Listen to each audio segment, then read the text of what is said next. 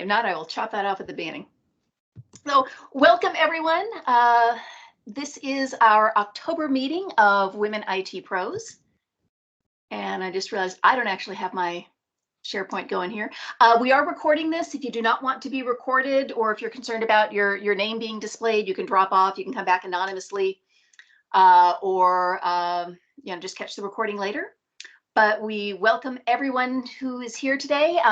We're going to hear about the 7 pillars of leadership, remaining relevant in changing times, by Marie Platske. And to get things started, we also want to make this an opportunity for networking. So in the chat window, if you're here live, which is a good reason to come live instead of the recording, please go ahead and tell us a little bit about yourself. So you can tell us, what part of the country you're in, what your job is, where to find you on social media.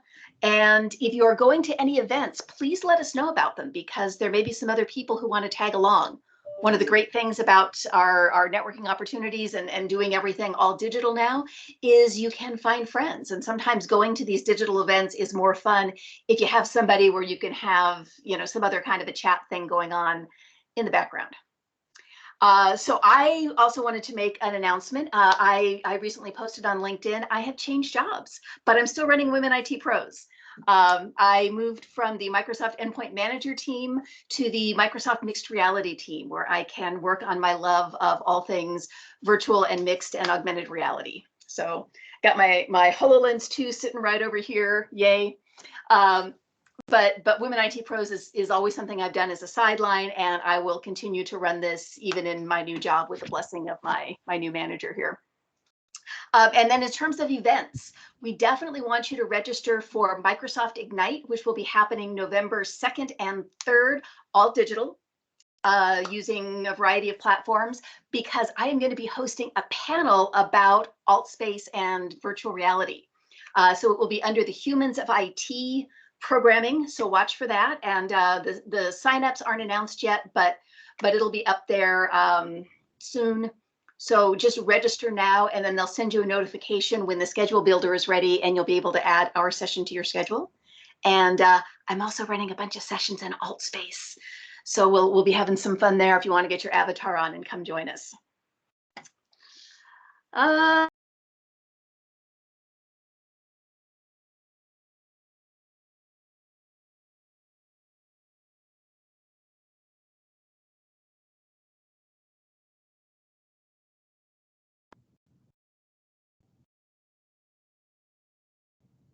Did we lose Kathy? No, I'm still here. I just had to switch over to my phone. Yes, my computer crashed with Teams. That's been happening. I'm on all of the dog food stuff. So let's see. If I am doing this, are my slides advancing? Yes. Cool. I'm doing this all from my phone. It's working. Okay, so intros in the chat if you would like to do a little bit of networking here. And let's see. So definitely there'll be times, we encourage a lively chat discussion or coming off mute if you'd like to. And we have a group on LinkedIn, and I'll paste the info in the chat window in a few minutes here. But we also welcome you to join there and celebrate what's going on in your life. Upcoming events. So Europe is all on podcast format, and those are all posted to YouTube, as well as the recordings of this video and other videos will be up there. Our Asia Pacific call is going to be October 28th at noon Brisbane time, which is 1 o'clock Sydney time, which is the day before October 27th at 7 in the US. So if you'd like to check that out, they're going to be talking about what is Azure Lighthouse. And then I actually mistweeted this. I got to go fix that later. But our VR meetup will be October 22nd. It'll be the Friday before the APAC meeting, not the Friday after. And then our next US call on the second Friday, November 12th, will be Kristen Graham talking about how to write better faster. So definitely encourage you to sign up on Eventbrite, because that's where we post everything, and everybody is welcome at all the time zones, all the meetings. We have a survey, and I'll post this link in the chat window later for the survey. So we encourage you to check that out. And I always just throw in the standard disclaimer. I'm not speaking for Microsoft. I do this as kind of a side things that my managers are happy to have me do to increase the visibility for women in the IT pro space here. Lisa Marie speaking on behalf of herself and her organization.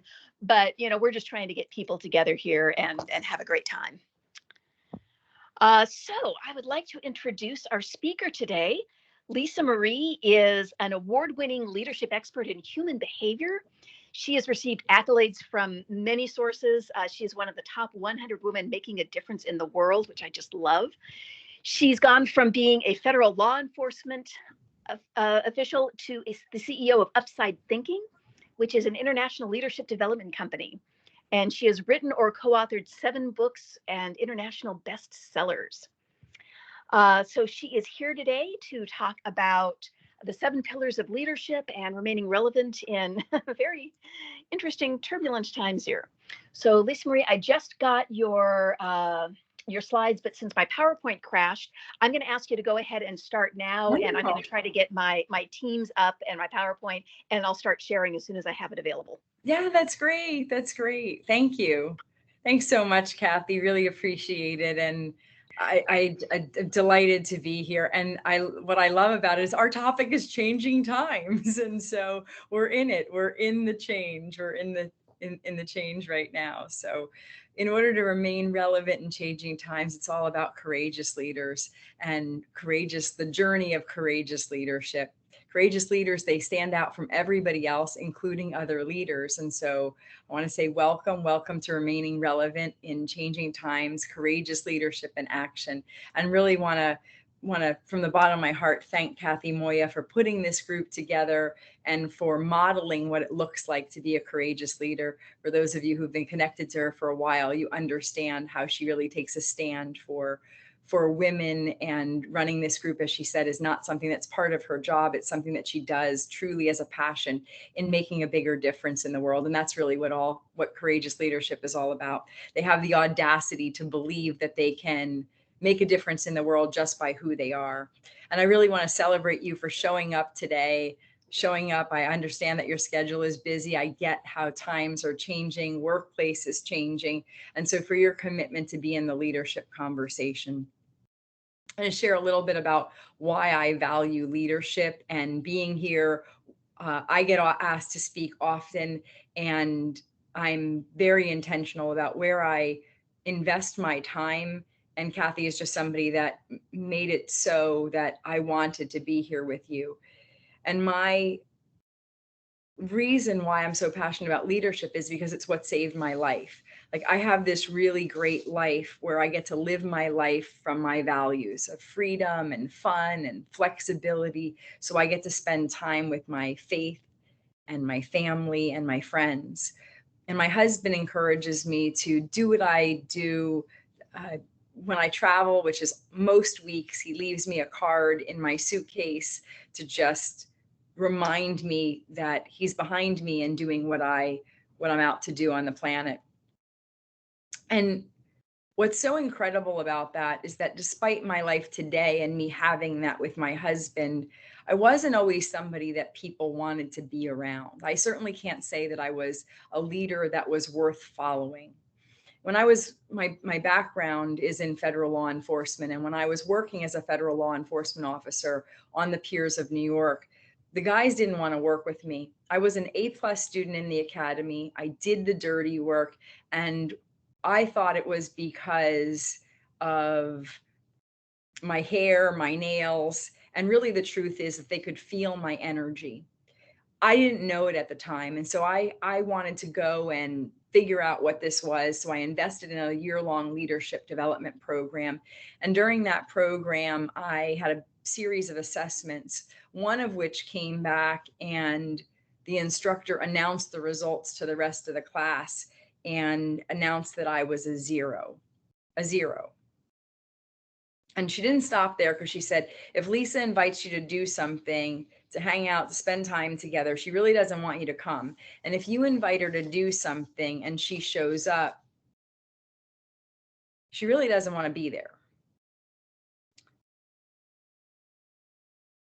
And it's such a painful thing to share, because it wasn't a safe space for me to receive that.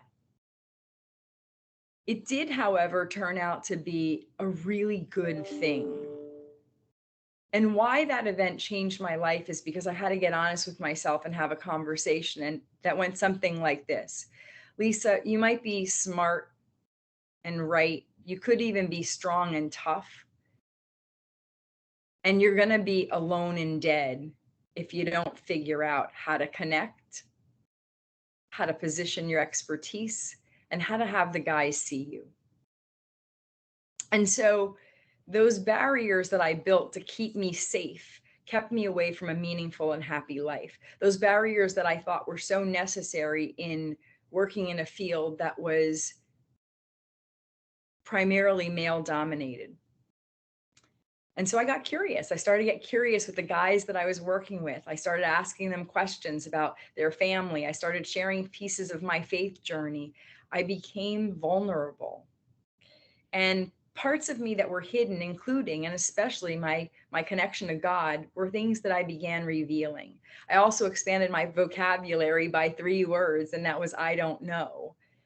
Doors opened, and I ended up getting promoted faster than any other law enforcement officer in my agency because of understanding how to connect, how to position myself. And that is so important today as we look at changing times, because it's what allowed me to also step into my business 16 and a half years ago and do the same thing, take the same leadership journey, the same courageous leadership journey.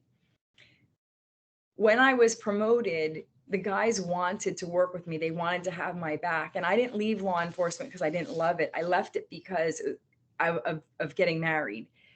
It was a courageous decision. And so opening the doors in the government in the same way I did in my business. Right now, I get to speak to groups around the world just about every week, or I'm on some sort of TV show, podcast. I have a conference that I've done, really that it's about how do you step into this courageous leadership journey in order to make the biggest positive difference that you're called to make on the planet. I want a world where everybody gets the ability to do what they love without having to change who they are. And that's the reason, that's one of the pieces that I believe has allowed me to pivot so quickly and to truly be thriving in a world where things change so rapidly and so quickly, and why this topic of remaining relevant in changing times is important to me.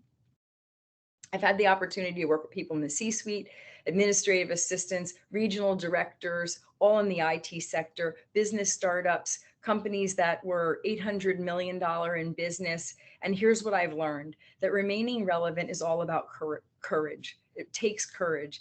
And you get courage. You get it the time that you took a leap of faith, the time that you stepped out and took a risk or an opportunity, the time that you did it even when you were scared and didn't know how in the world you were going to land on your feet. You get what it takes to have courage. And courage can be, doing that can be really liberating. It can be empowering, but it also can be very scary. It can also be not popular or have other people not get it. And so before we talk about what to pack on this journey of courageous leadership, I want you to set an intention. I invite you to set an intention. You're exchanging one of your most precious commodities, and that's your time to be here. And so what is it that you want out of this exchange today? Kathy spoke about the networking, the opportunity to share in the chat, the opportunity to be here and to listen. My intention for you here is that you take one thing and you take one action and use it. And it allows you to make just a 1 degree shift, which can be massive. That's it, just one action. So what to pack on this journey of 3 elements? The 3 elements are having the courage to live your vision. So vision is the first element to pack. After I give you these, I'm going to give you the 7 pillars and the research behind it. And for those of you who get that it takes longer than 60 minutes to be on this journey, I'll give you an opportunity for us to connect a bit further. But getting the courage to live your vision, going back to those 3 elements, is that this is about getting clear on what you want and why you want it. It's like being a detective, asking yourself lots of questions: the who, the what, the where, the when, the how, the why you want something. My vision in life is that everybody feels valued, appreciated, and loved around me. And I want to create a world where everybody wins. So my lens for when I say yes to something, every yes, every no, every action is around that, is based on that, to create a world where everyone wins. I watched my mom work really hard as a single mom, and I watched her give up the things that were most important and her dreams for the sake of feeling she didn't have any other choice. And so for me, this is really important that everybody that I come into contact understands that they have the ability to do that. So what's your vision? What do you want to see? Now, for me, I also have people go to me, well, how do I figure that out? And I mentioned about being a detective, but the other part is there's a simple phrase that you can use with this, and it's: in the past I was, I am now, and in the future I will be. And so by looking at that, you can create a vision very, very quickly and very succinctly about where it is that you're actually moving to.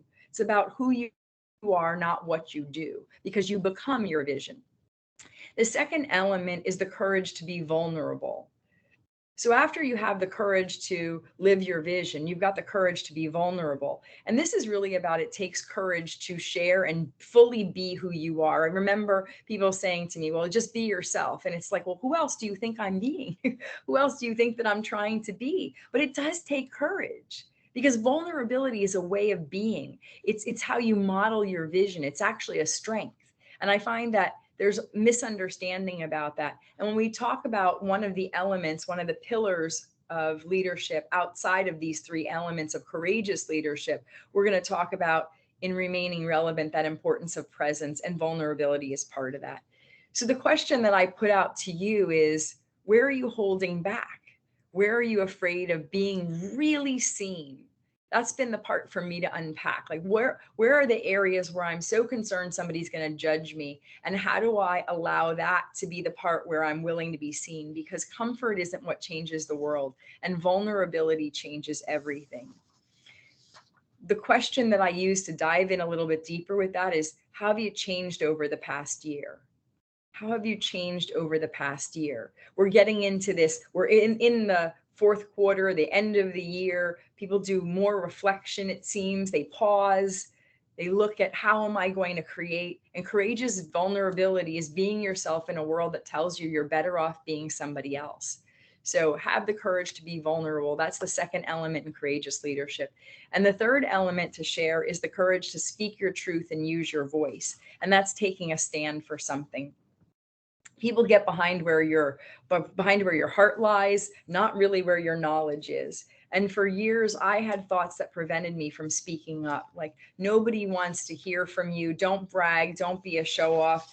But truthfully, there's 7 billion people on the planet, and we need to hear whatever it is that you've got, because you've got gifts and abilities and experiences and talents that have the ability to make a difference on the planet.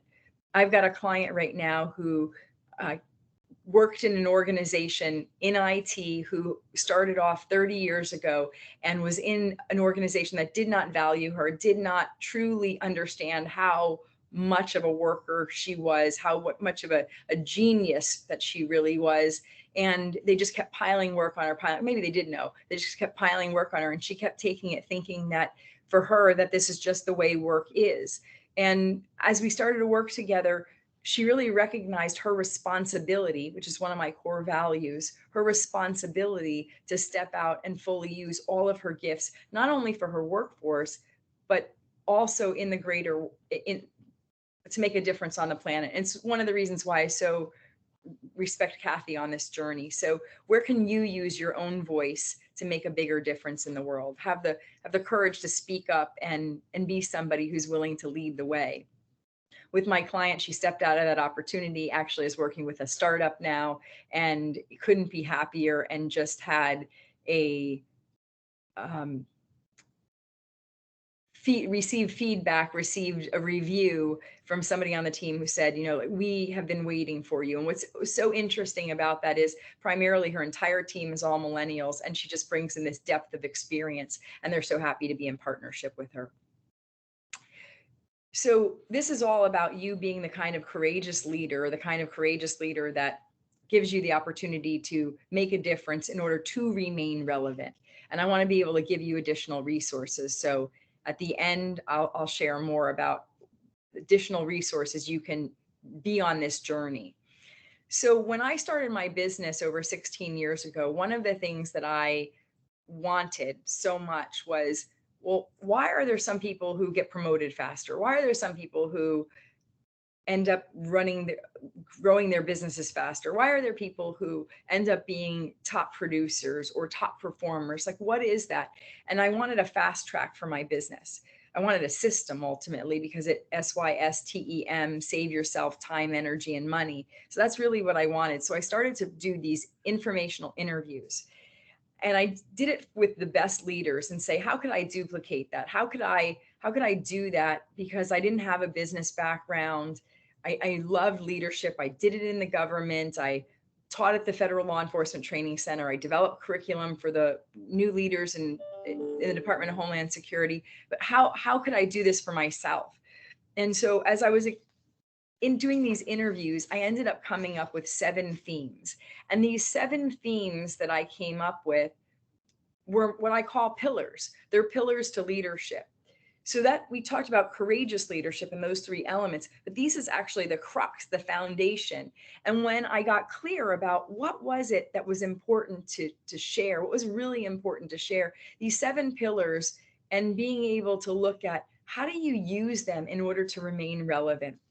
So I want to go through those 7 pillars with you, and then give you some exercises, just like in the elements, some exercises for you to think about, some questions for you to ponder, for you to write down, and then for you to be able to implement.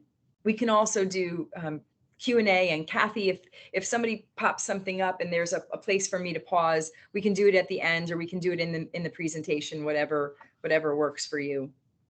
So pillar number one is to start with a written plan, and that's beginning with the end in mind. And a written plan is exactly what it says, a written plan. So that word written is so important, because sometimes people say, can I type it?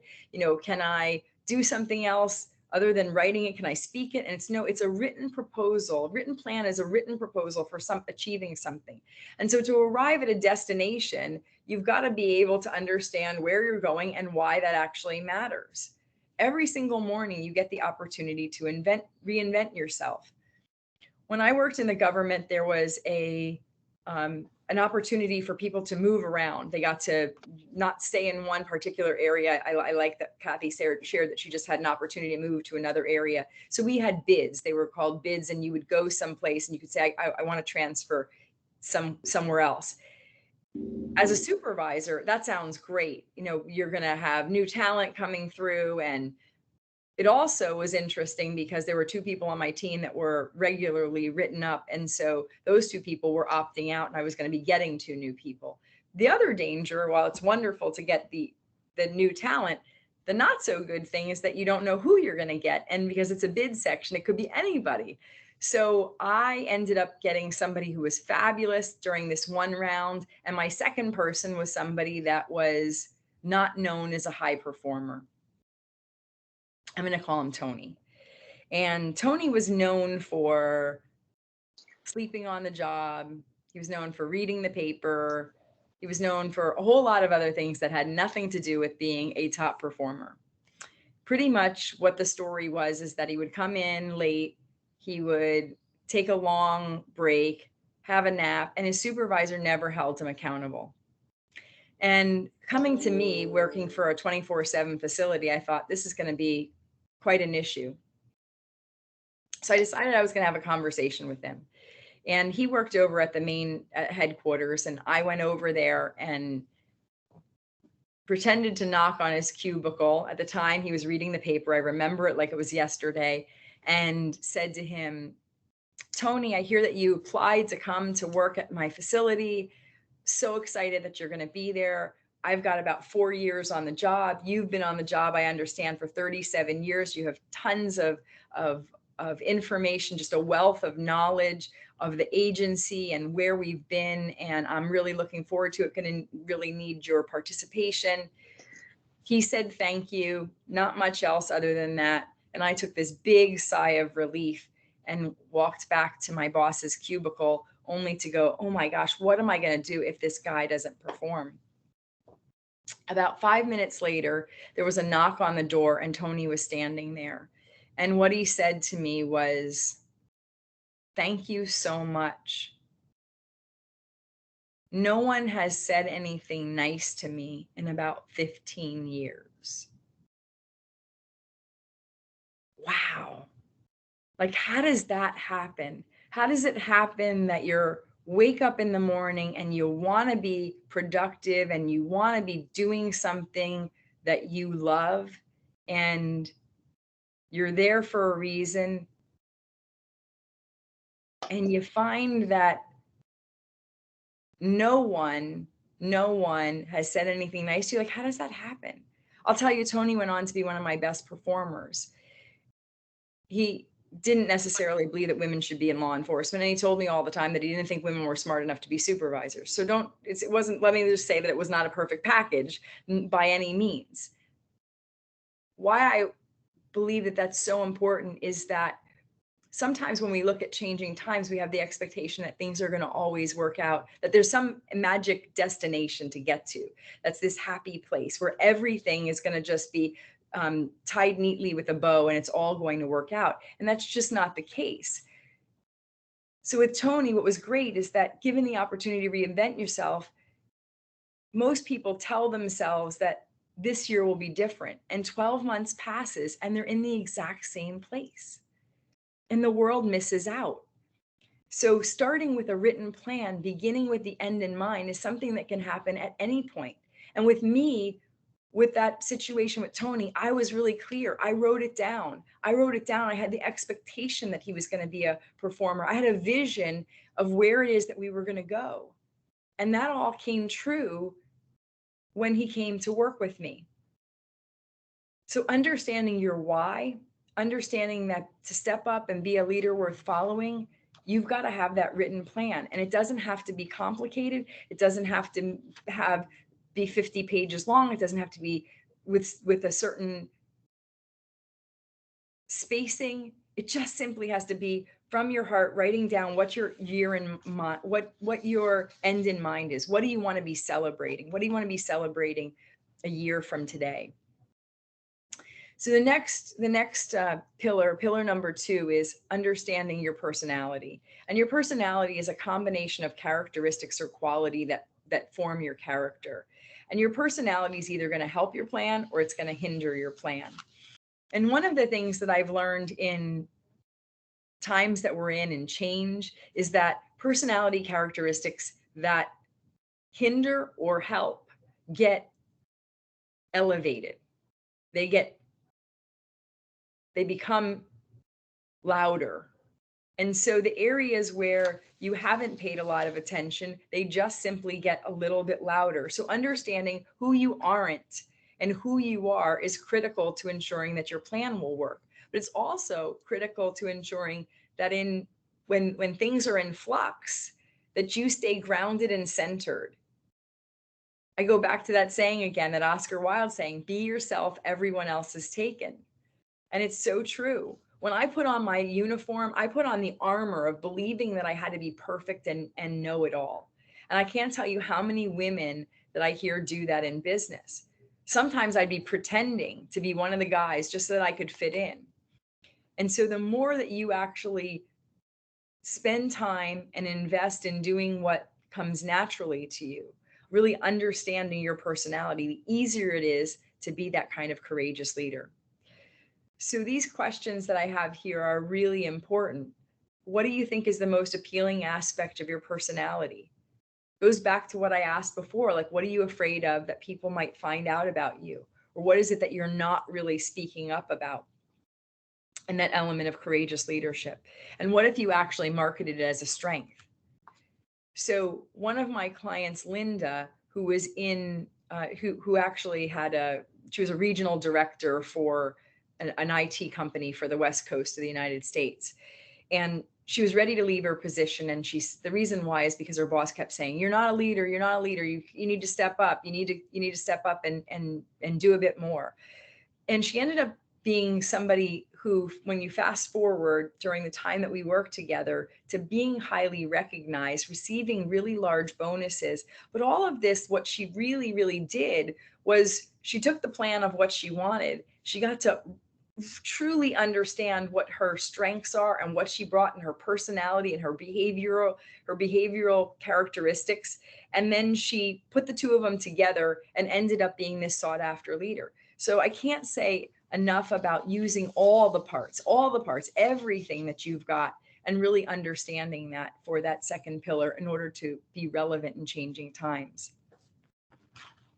Pillar number three is building powerful partnerships. And partners are people that you openly engage with in projects. It's born from connection. Partnership gives you the opportunity to leverage. It makes things easier. It makes you expend less effort so that you get a maximum advantage to do something. And there are blunders that happen in partnerships all the time. And the blunders are that, once again, going back to the courageous leadership piece with the vision, is that a lot of people, they don't operate like a detective. They don't ask other people questions. They don't ask the who, the what, the where, the when, the how when they're in front of somebody. So stay away from that blunder. Or sometimes they'll try to wow others with their brilliance. And we're going to talk about that in presence. Or sometimes the blunder is just not being really clear. And so partnerships these are informal partnerships, people who have your back, from truly being somebody that you're deeply connected to.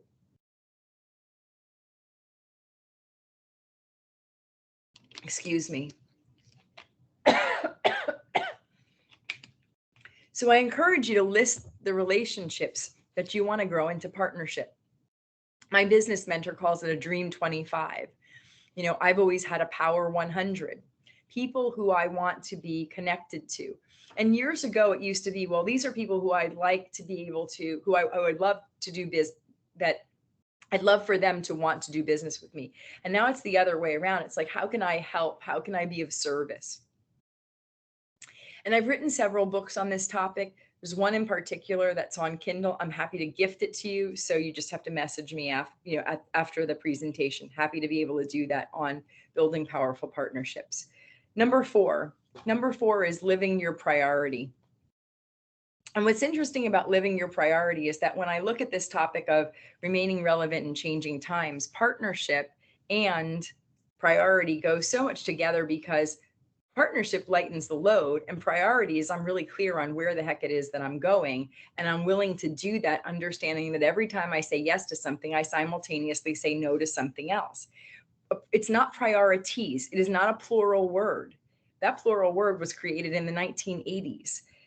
A priority is something that's your number one. It's what your one thing that's so important that you're moving towards it. Why? Because we all get 24 hours a day, the same magic 24 hours a day. And every time you say yes to something, every time I say yes, when I say yes to being here with you, I actually say no to my family. I say no to my team. It's not a good or a bad. It's just understanding that every yes equals a no and every no equals a yes.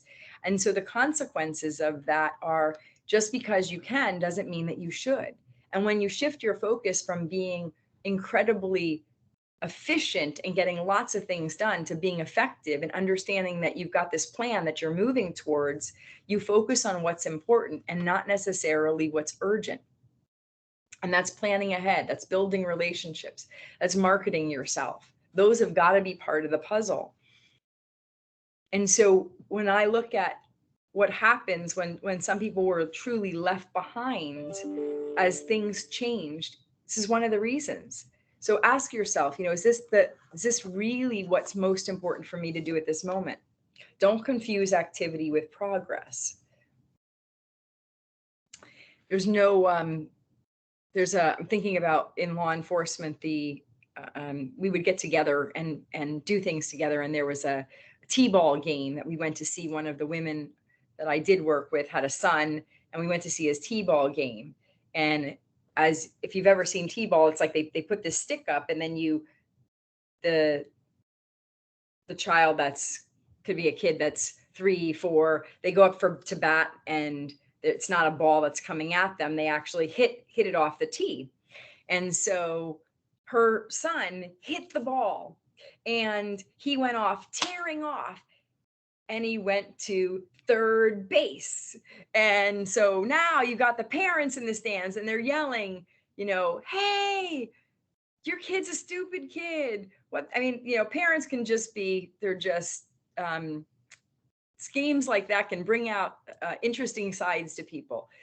So one of the guys that's in law enforcement with us saw this and was not so happy about it. And so he pushed people out of the crowd, got up and ran down on the field to Tommy, and he's knelt down.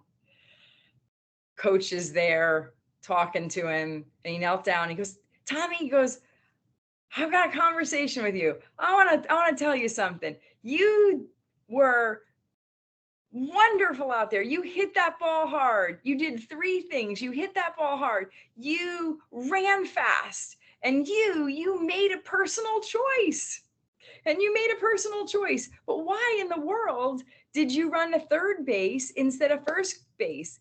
And he said, Officer Gonzalez, everybody that ran to first base, they threw out. Not a bad answer. And so what I think is so interesting about this is that sometimes we get in the blame game when somebody chooses a particular priority or they're on a particular path. And it's not, it's about training people and ensuring that you're clear on what their number one priority is. They're clear on what your number one priority is. This can be at families. This can be in workplaces. This can be with teams, but living your priority and ensuring you give other people permission to live theirs and be really clear what that is. The best way to be able to do that for yourself is to have your own power hour. So that's pillar number 4. Pillar number 5 is to create a meaningful and memorable presence. Creating a meaningful and memorable presence, and that's defined as the ability to project a sense of ease and poise and confidence. It's the sum total of your experiences. I speak, I write, I have a master's degree, a master's coach certification. I've coached over 100,000 leaders in 30 different industries. My background's in law enforcement. You have a similar story. You have many, many, many different successes, accomplishments, activities that you're really good at, your brilliance. And so understanding it's the sum total of your parts, sum total of all of your experiences. When we talk about presence, there's 3 components to presence. And the 3 components, one is external energetics. And external energetics is what other people perceive. When they look at you, they make a decision. That's external energetics. The second element to creating a meaningful and memorable presence is positioning. And positioning is what you say, how you say it, who you say it to. And then the third part of this is the here and now. And that's all about gratitude. And that's all about the present moment. The one that I want to spend a little bit of time in talking about and creating a meaningful and memorable presence is actually positioning. Because positioning is what's going to get you bigger opportunities in life. It's what, when we look at flexing in changing times, it allows you the ability to be seen differently than everyone else around you. And what's interesting is it requires vulnerability. And for me, I never loved the idea. I mean, vulnerability to me sounds terrible. I mean, it sounds like the reason why when I think about the background that I've had and having six sets of step parents growing up and calling the police for domestic violence incidents and some of the unsafe situations that I'd been in at work, the idea to be vulnerable, that doesn't sound appealing to me. And I shared with you that that's really one of the elements that allowed my connection to deepen in order to be the fastest promoted officer in my agency, because I got curious with the guys. And it's what took me from Negative Nancy to my nickname, which is sort of funny, Mary Effin Sunshine. And that was because it was my willingness to show all of me. It was my willingness to show that you could take trials and turn them into triumphs. And so when you open your mouth, you're either positioning yourself or depositioning yourself every single moment. Every moment you position or deposition yourself by the words you choose. And oftentimes it's confused with being self-important or arrogant, and nothing could be further from the truth. It has nothing to do with that. Positioning isn't telling people how great you are. It's about showing the real you. It's not even talking about all you've done. It has nothing to do with your accomplishments. It's taking your humanity and your expertise and marrying the two together. It's a gentle balance of sharing your credentials with your humanity. And there truly is only about 5% of the people on the planet who do it. Why? Because it's counterintuitive to anything that's ever taught in a business class. It was counterintuitive to anything that I had ever heard.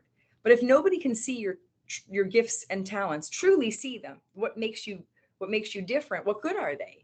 And so positioning is different than being visible. I promise you, in law enforcement, I was visible. I had long blonde hair, I had red, white, and blue nails, and I had Guess sneakers. I was visible. I promise you, on the piers in New York, I was visible. What I learned in positioning is that positioning was a phrase that was coined in 1969 by Jack Trout. And literally what it means is an organized system for finding a window in the mind, so that when somebody speaks, that window of the mind opens up and they actually can hear you, because there's so many barriers and layers to them actually hearing you. And so creating positioning statements ahead of time allow you to go deep and not wide. And all of this is about understanding who you are, what you want, and why it matters. And when you communicate that, that actually creates a positioning map. That being able to speak that, who are you, what do you want, and why does it matter, gives people insight into what you're all about. The genius in positioning is that when you're positioned well, people should be able to understand that. It's how people make hiring decisions. It's how they make promotion decisions. It's how they make decisions about whether or not to say yes to an opportunity or not. And so that humanity and experience in today's world, you're not competing with others. You're competing to get somebody's attention. You're competing with phones and YouTube, and it's not your manager, your peers, employees. They're all have got attention pulling them. So just like giving you questions to think about or an exercise to do, what I believe is most important in creating a meaningful and memorable presence is understanding, and this is the exercise I'd love for you to take with you, is the words that you will identify with when somebody meets you and when they connect with you. What do you want them to remember?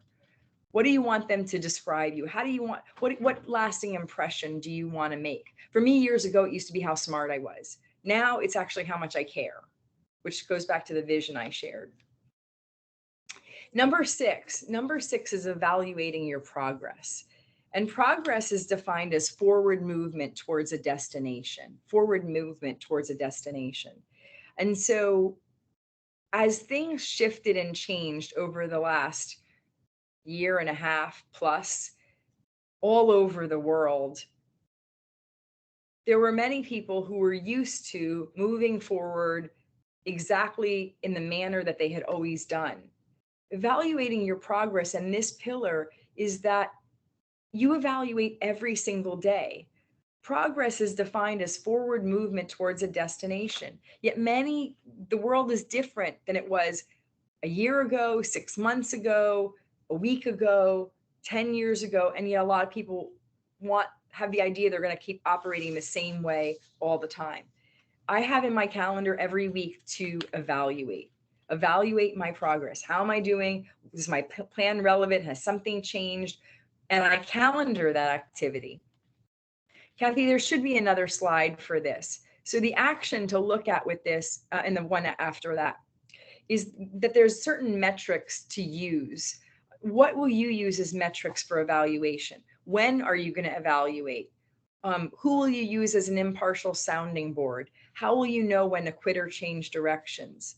And what are you going to do to celebrate your progress?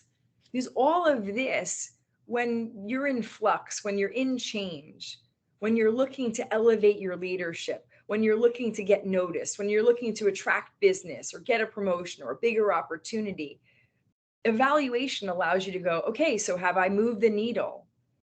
However, it's not just sitting down and asking that, having a system like this to go, okay, well, when am I going to do it? Who am I going to talk to? Because maybe I can't see it. For myself, there were things that I was doing in my business that people that I truly valued said, well, that doesn't make any sense. You should stop doing that. I was like, oh, but I really love this. This is my baby.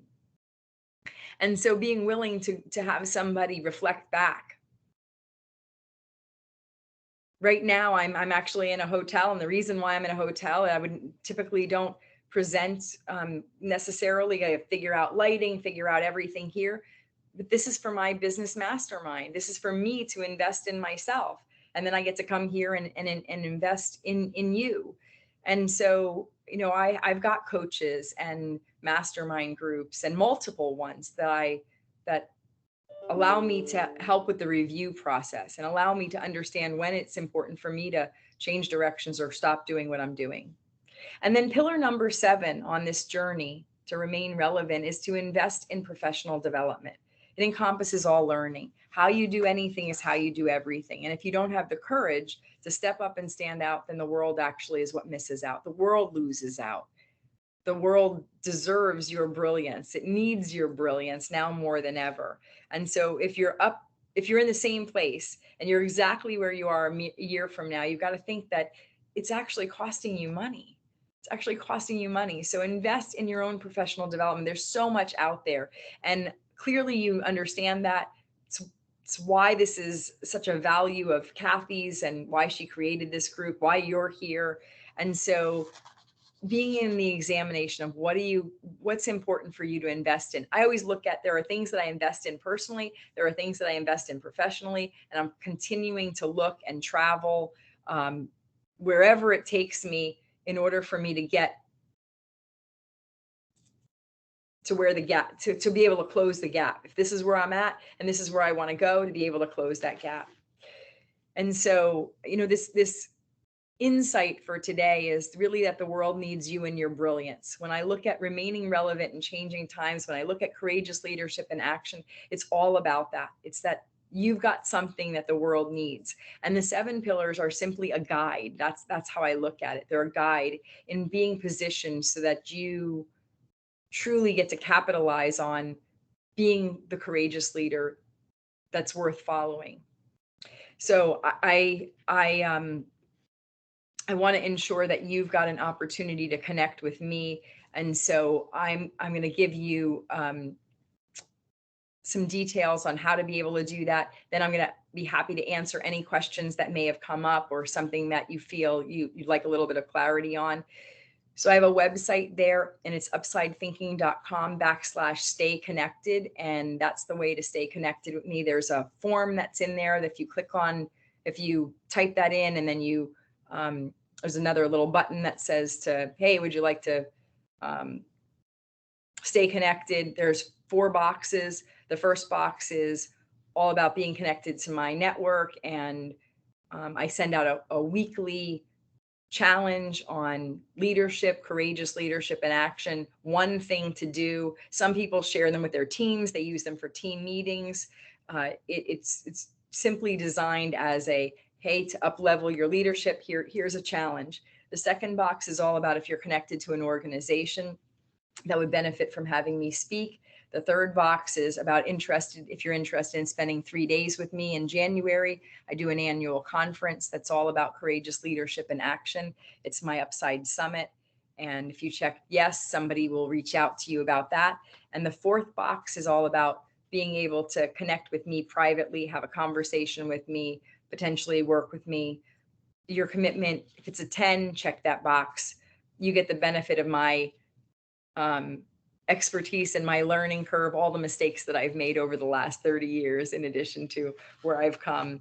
All I know is that if you stay exactly where you are, it's, and I've done that before at different times in my life, it's not a good place. So, you know, I want you to be the kind of leader that is worth following. And courageous leaders, they start with a written plan, they write it down, they understand their personality, they understand their limitations and their strengths, they create powerful partnerships, they set their priority, their one priority thing that they're moving towards, they create a meaningful and memorable presence, they evaluate, it's that pillar number 6, they evaluate and actually change directions as needed, and they invest in themselves.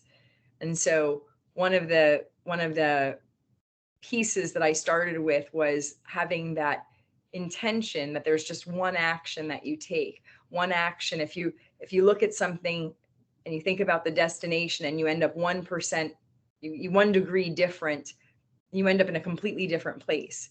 And so my hope is that you take one action that will allow something to be up leveled in whatever it is that you want, whether that's your thinking, whether that's an opportunity. In the 1850s, there was a gentleman named Blondin, and Blondin strung a tightrope across Niagara Falls, and he proceeded to walk across the tightrope.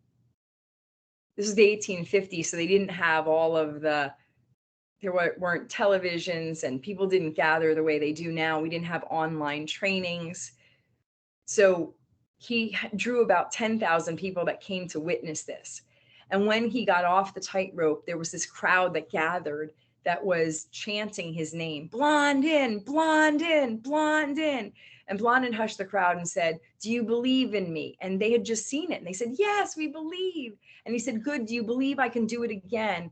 And the crowd went wild. Yes, we believe. And he said, good, because this time I will take someone with me. I will carry them on my back. Which one of you believers will be that person?